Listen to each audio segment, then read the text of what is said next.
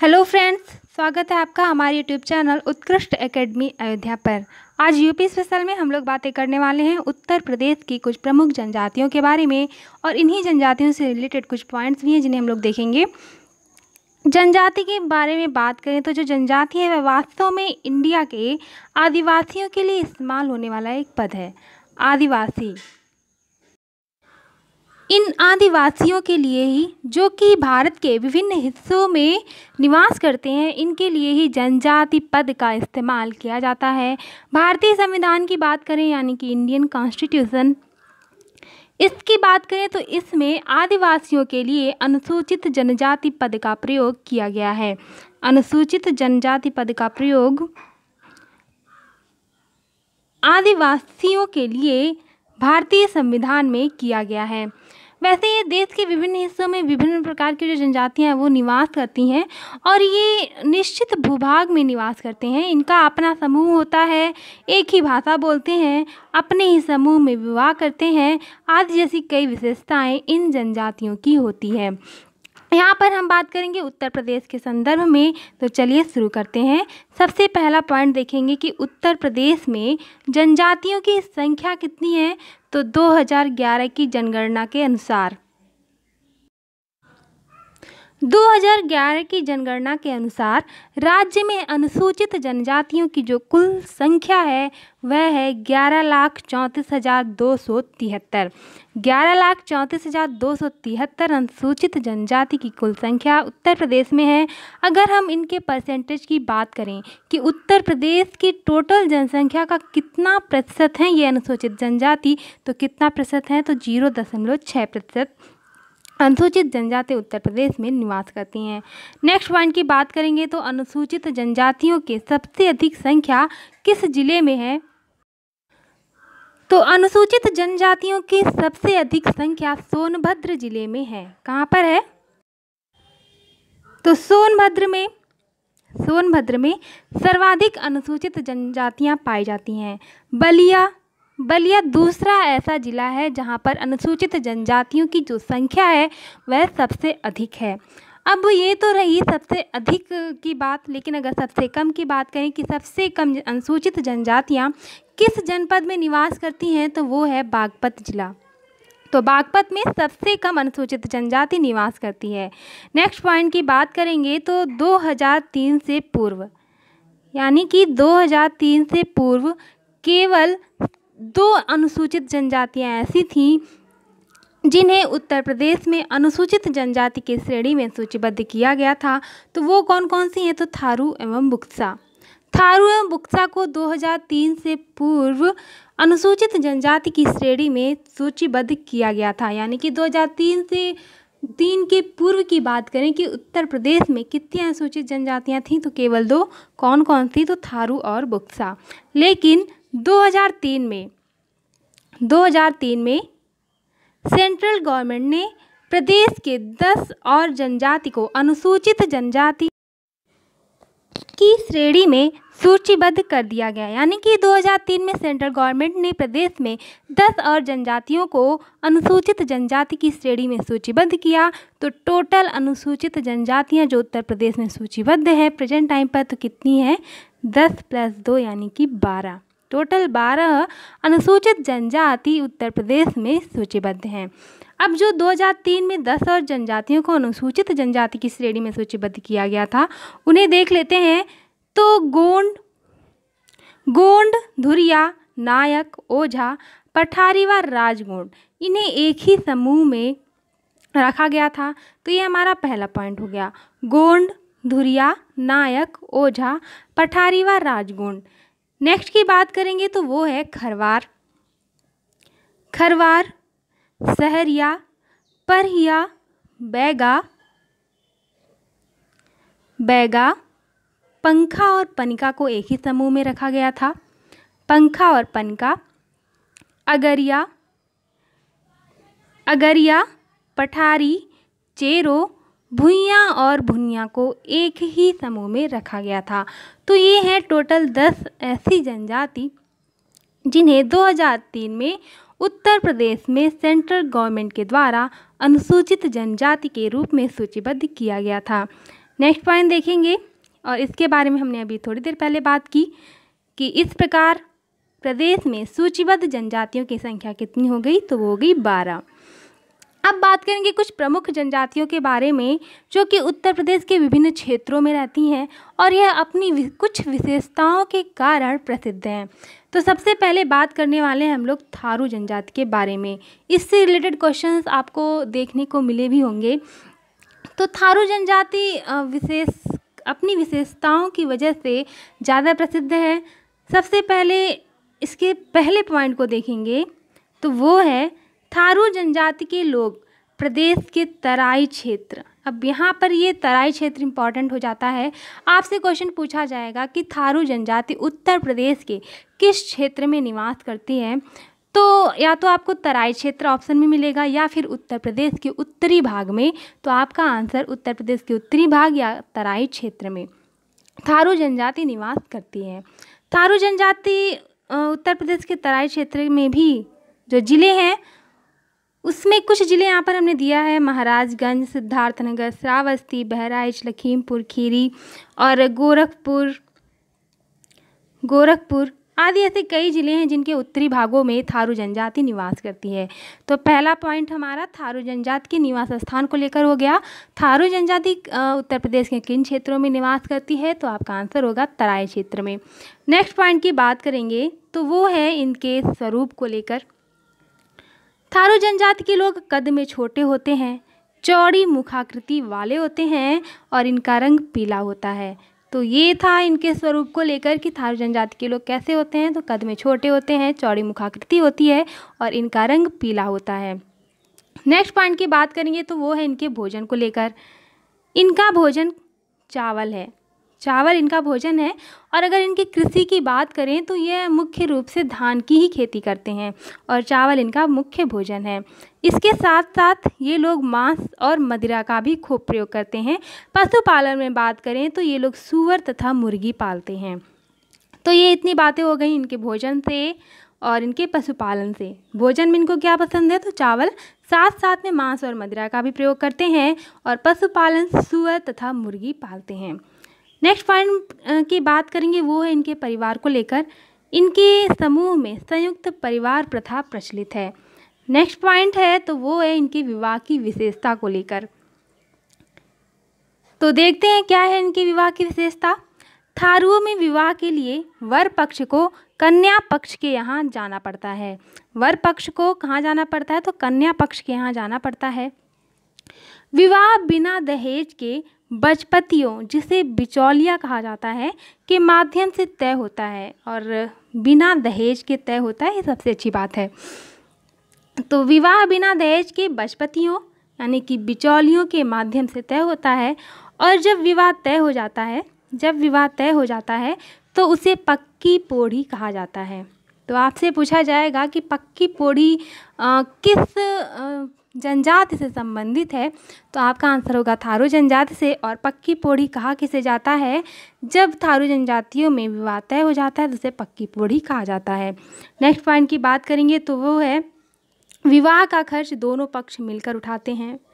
विवाह का जो खर्च है वह दोनों पक्ष मिलकर उठाते हैं। विवाह रस्म का संपादन भर्रा द्वारा किया जाता है। थारू जनजातियों में पुरोहित को भर्रा कहा जाता है। तो विवाह रस्म का संपादन भर्रा द्वारा किया जाता है। विवाह के अवसर पर मांसाहारी भोजन का विशेष प्रचलन है। विवाह के अवसर पर। नेक्स्ट पॉइंट है तो वो है विधवा विवाह को लेकर। विधवा विवाह का भी प्रचलन थारू जनजाति में है।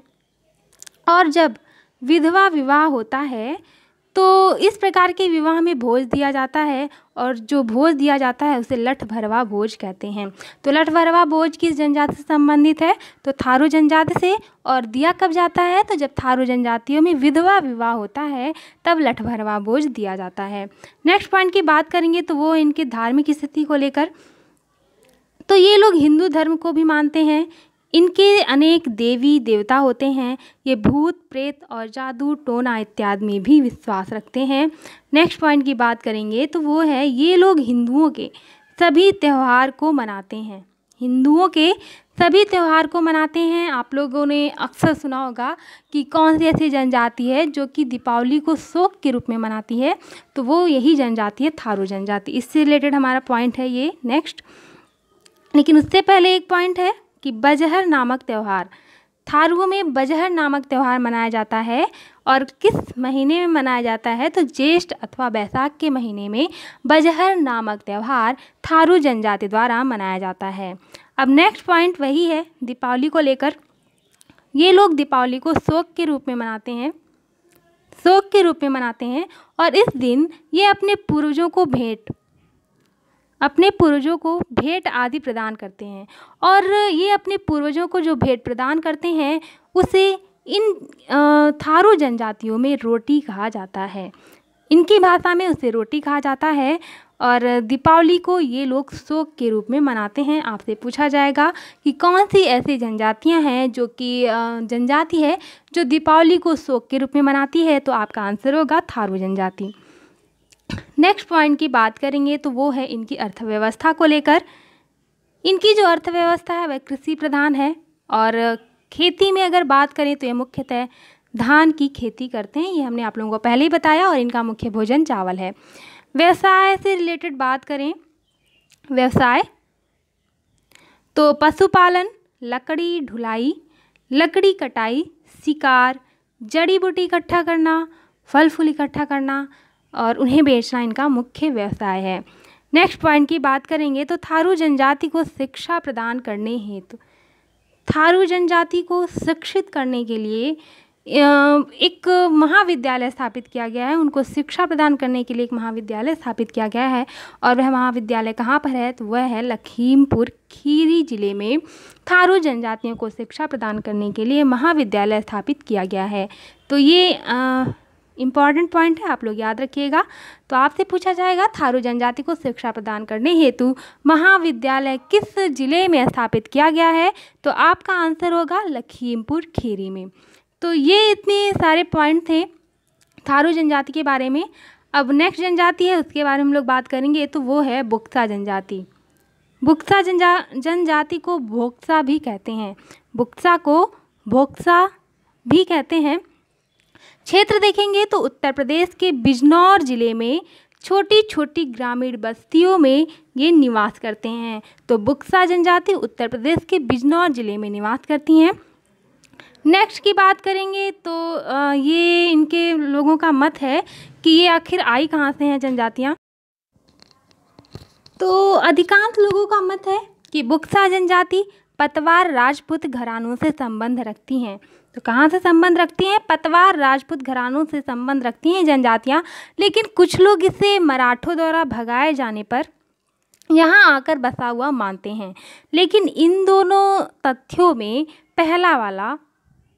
पहले वाले को ज़्यादा मत मिला है कि बुक्सा जनजाति पतवार राजपूत घरानों से संबंध रखती हैं और निवास कहाँ करती हैं, तो बिजनौर जिले में। नेक्स्ट पॉइंट की बात करेंगे तो वो है इनके स्वरूप को लेकर। पुरुष लोगों का जो कद एवं आँखें हैं वो छोटी होती हैं, पलकें इनकी भारी होती हैं, चेहरा चौड़ा तथा नाक चपटी होती है। तो ये बातें थी इनके स्वरूप को लेकर। इनके मुख्य भोजन की बात करें तो मछली व चावल इनका मुख्य भोजन है। इसके अलावा यानी कि मछली व चावल के अलावा मक्का व गेहूं की रोटी और दूध दही का भी ये लोग प्रयोग करते हैं। नेक्स्ट पॉइंट की बात करेंगे तो इन लोगों में बंदर, गाय, मोर का मांस खाना वर्जित होता है। नेक्स्ट पॉइंट की बात करेंगे तो वो है इनके समाज को लेकर। इनका जो समाज है वह स्तरों में विभाजित है, यानी कि इनके यहाँ सामाजिक स्तरीकरण का नियम है। तो इसमें जो बुक्सा ब्राह्मण हैं उन्हें सबसे उच्च स्थान प्राप्त है, बुक्सा ब्राह्मण को सबसे ऊंचा स्थान प्राप्त है। फिर आते हैं क्षत्रिय बुक्सा, फिर आते हैं अहीर बुक्सा और नाई बुक्सा। इसके अलावा भी कई स्तरों में बुक्सा जनजाति जो है वो विभाजित है। तो बुक्सा जनजातियों में सामाजिक अस्थिकरण का जो नियम है वह लगता है इनके समाज में। नेक्स्ट पॉइंट की बात करेंगे तो वो है इनके समाज की मूल इकाई। तो इनके समाज की मूल इकाई जो है वह है गोत्र, जिसे गोत्र कहते हैं। नेक्स्ट है वो है इनके विवाह को लेकर। इनके यहाँ जो विवाह का प्रचलन है, यानी कि इनकी जनजातियों में जो विवाह होता है वह अनुलोम तथा प्रतिलोम विवाह होता है, और अंतर जातीय विवाह भी होते हैं इनके समुदाय में। अब ये अनुलोम तथा प्रतिलोम विवाह क्या है और अंतर जातीय विवाह क्या है, इसके बारे में हम लोग बता दें तो जो ये अनुलोम विवाह है, अनुलोम विवाह में जो वर पक्ष होता है, यानी कि जो वर होता है उसकी जाति ऊंची होती है, यानी कि वह उच्च कुल का होता है, और जो कन्या होती है वह निम्न कुल की होती है। तब जब इन दोनों का विवाह होता है तो उसे अनुलोम विवाह कहा जाता है।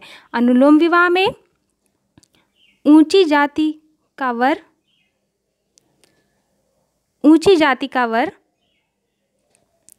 और निम्न जाति की कन्या जब होती है और इन दोनों लोगों का विवाह होता है तो उसे अनुलोम विवाह कहा जाता है। यही इसका उल्टा है प्रतिलोम विवाह। प्रतिलोम विवाह की बात करें तो प्रतिलोम विवाह में उच्च कुल की कन्या होती है और निम्न कुल का जो वर होता है, इनका जब विवाह होता है तो उसे प्रतिलोम विवाह कहा जाता है। अगर हम अंतरजातीय विवाह की बात करें तो अंतरजातीय विवाह का जो मतलब है वह है कि जब दो अलग अलग जाति के वर एवं कन्या का विवाह होता है, मतलब जब दो लोग एक ही धर्म के हों लेकिन उनकी जाति एवं उनका समुदाय अलग अलग हो तो उसे अंतरजातीय विवाह कहते हैं। तो ये थी तीन प्रकार के विवाह इस समुदाय में प्रचलित हैं। नेक्स्ट पॉइंट की बात करेंगे तो वो है परिवार को लेकर। इनके यहाँ संयुक्त एवं विस्तृत परिवार का प्रचलन है।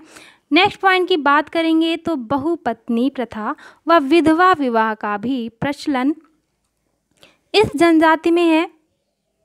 नेक्स्ट पॉइंट कि बुक्सा जनजाति के लोग महादेव, दुर्गा, लक्ष्मी, राम, कृष्ण की पूजा करते हैं। काशी की जो चामुंडा देवी हैं, काशी की चामुंडा देवी सबसे बड़ी देवी मानी जाती हैं, यानी कि बुक्सा समुदाय के लिए काशी की जो चामुंडा देवी हैं वो सबसे बड़ी देवी मानी जाती हैं। इनके व्रत और त्यौहार हिंदू धर्म के अनुसार ही होते हैं। नेक्स्ट पॉइंट की बात करेंगे वो है इनके समाज में जो सर्वोच्च अधिकारी का दर्जा जिसे प्राप्त होता है उसे क्या क्या कहा जाता है, तो उसे तखत, मुंसिफ, दरोगा, सिपाही आदि नामों से जाना जाता है। नेक्स्ट पॉइंट की बात करेंगे तो इनकी ग्राम पंचायत के 3 स्तर हैं। इनकी ग्राम पंचायत के 3 स्तर हैं। पहला है सरपंच स्तर, दूसरा है ग्राम पंचायत का सभापति और तीसरा है मुखिया। तो इनकी जो ग्राम पंचायत है वह 3 स्तरों में विभाजित है। पहला है सरपंच, दूसरा है ग्राम पंचायत का सभापति और तीसरा है मुखिया। इनके मुख्य व्यवसाय की बात करें तो कृषि और पशुपालन। मुख्य व्यवसाय इनका क्या है, तो कृषि है और पशुपालन है। पशुपालन में भी यह गाय, भैंस और बकरी को पालते हैं। नेक्स्ट जो जनजाति है उसके बारे में हम लोग बात करेंगे तो वो है खरवार जनजाति, जिसे खैरवार भी कहते हैं। कहीं कहीं पर आपको खरवार लिखा मिलेगा और कहीं कहीं पर आपको खैरवार लिखा मिलेगा। सबसे पहले क्षेत्र की बात करते हैं कि ये कहाँ कहाँ पर पाई जाती हैं। तो यह प्रदेश के मिर्ज़ापुर, सोनभद्र, देवरिया, बलिया व गाजीपुर जिलों में खरवार जनजाति के लोग निवास करते हैं। आप लोग देख रहे होंगे कि मिर्ज़ापुर, सोनभद्र, देवरिया, बलिया व गाजीपुर ये सब उत्तर प्रदेश के पूर्वी ज़िले हैं। और इसका कारण यह है कि यह पूर्वी ज़िलों में ही क्यों पाए जाते हैं, क्योंकि ये जो जनजातियां हैं यह बिहार में पाई जाती हैं और बिहार के पलामू और 18 हजारी क्षेत्र में खरवार जनजातियां पाई जाती हैं। और बिहार से जो सटे ज़िले हैं उत्तर प्रदेश के, उसमें यह जनजातियां पाई जाती हैं। नेक्स्ट पॉइंट की बात करेंगे तो यह मुख्यतः हिंदू धर्म के रीति रिवाजों का पालन करते हैं। खरवार जनजाति हिंदू धर्म के रीति रिवाजों का पालन करते हैं। अगर हम इनके धार्मिक तथ्यों की बात करें तो वृक्षों में ये सेमल, पीपल, नीम और जंतु में नाग, भिक्षु आदि की पूजा करते हैं। तो वृक्षों में ये लोग सेमल, पीपल, नीम और जंतुओं में ये लोग नाग और भिक्षु की पूजा करते हैं। और इनके जनजाति के लोग मांसाहारी और शाकाहारी दोनों प्रकार के होते हैं। तो ये लोग मांसाहारी भी हैं और शाकाहारी भी हैं।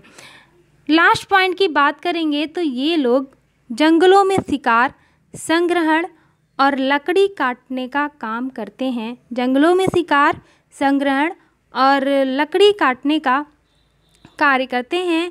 और इसका रीज़न है कि इनके पास कृषि योग्य भूमि नहीं है और इसीलिए ये मजबूर होकर भिक्षाटन भी करते हैं। तो ये लोग जंगलों में शिकार, संग्रहण और लकड़ी काटने का काम करते हैं और कृषि योग्य भूमि ना होने के कारण मजबूर होकर इन्हें कभी कभी भिक्षाटन भी करना पड़ता है। नेक्स्ट देखेंगे, मैप में देखेंगे कि कौन कौन सी जनजाति का कौन कौन सा क्षेत्र है। सबसे पहले बात करने वाले हम लोग थारू जनजाति के बारे में। तो थारू जनजाति का जो मुख्य क्षेत्र है वह कौन सा है, तो तराई क्षेत्र, यानी कि ये वाला क्षेत्र थारू जनजाति का मुख्य क्षेत्र है।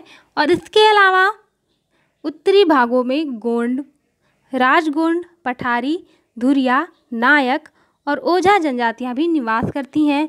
अगर इन जनजातियों का जो मुख्य क्षेत्र है यानी कि मुख्य जिला है उसे देखें तो वो है महाराजगंज, सिद्धार्थनगर, बस्ती, गोरखपुर, देवरिया, मऊ, आजमगढ़, जौनपुर, बलिया, गाजीपुर, वाराणसी, मिर्ज़ापुर और सोनभद्र। यानी कि ये उत्तर प्रदेश के इतने भागों में फैली हुई हैं। ये जो क्षेत्र आपको दिखाई दे रहा है, इतने क्षेत्रों में गोंड, राजगोंड, पठारी, धुरिया, नायक और ओझा जनजातियां फैली हुई हैं। थारू जनजाति का जो मुख्य क्षेत्र है वह कौन सा है, वह तो है तराई क्षेत्र। नेक्स्ट की बात करेंगे तो वो है खरवार जनजाति। खरवार जनजाति, इनका जो मुख्य क्षेत्र है वो कौन कौन सा है, तो वह सोनभद्र, ये है चंदौली, वाराणसी, कन्नौज, बलिया और देवरिया। यानी कि उत्तर प्रदेश के जो कुछ पूर्वी ज़िले हैं यहाँ पर खरवार जनजाति निवास करती है। नेक्स्ट पॉइंट की बात करेंगे तो वो है सोनभद्र। सोनभद्र में कौन कौन सी जनजाति निवास करती हैं उनके बारे में देखेंगे। तो सोनभद्र में गोंड, राजगोंड, पठारी, धुरिया, नायक, ओझा, परिया, पंखा, पनिका, अगरिया, पथारी, चेरो, भुइया, बुनिया और खरवार। यानी कि जितनी भी जनजातियां हैं जो हमने ऊपर भी देखी वो सभी की सभी जनजातियां आपको कहाँ मिलेंगी, तो सोनभद्र में। हमने ऊपर पॉइंट में भी पढ़ा कि सोनभद्र जिले में सर्वाधिक अनुसूचित जनजातियां निवास करती हैं। तो आप यहाँ पर देख भी सकते हैं कि सोनभद्र में उत्तर प्रदेश की सर्वाधिक जनजातियां निवास करती हैं। नेक्स्ट पॉइंट की बात करेंगे तो वो है ललितपुर ज़िले में। तो ललितपुर ज़िले में एक ही मुख्य रूप से जनजाति पाई जाती है, उसका नाम क्या है, तो वो है सहरिया। सहरिया जनजाति कहाँ पाई जाती है, तो वो ललितपुर ज़िले में। तो ये था आज का हमारा टॉपिक जनजाति, जो कि हमने इस वीडियो में कवर किया। यूपी स्पेशल के इस सेशन में बस इतना ही। मिलते हैं नेक्स्ट वीडियो में कुछ नए टॉपिक के साथ। Stay home and stay safe.